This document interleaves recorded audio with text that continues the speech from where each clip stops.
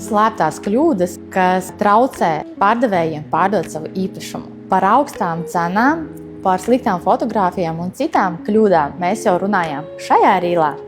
Bet tagad parunāsim par kļūdām, kuras bieži vien pieļauj saimnieki, pat neizdomājoties par tām.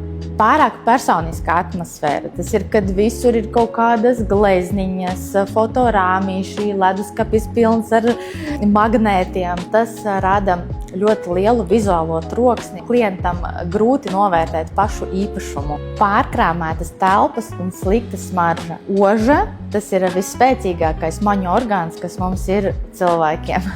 Un ja tu ienāc telpā, kur ož pēc tabakas, pēc mājdzīvniekiem, pēc neizveidinātām telpām, tas uzreiz rada priekšstatu, kas nav par labu šīm telpām. Vēl viena lieta tā ir pārdevēja klātbūtne un pārāk aktīva iesaistīšanās. Kurš labāk varētu pastāstīt, ja ne pats saimnieks, bet dažreiz tā ir milzīga kļūda, jo saimnieks īpaši pievērsīs būtību emocionālajai pusē. Mēs, kā nekustamo īpašumu aģenti, skatāmies to neitrāli, rādam tikai pašas telpas, mācēsim izrādīt klientam vislabākajā veidā. Ja tu negribi domāt par šīm kļūdām, uzticies ekspertiem, jo viņi zina katra darījuma soli.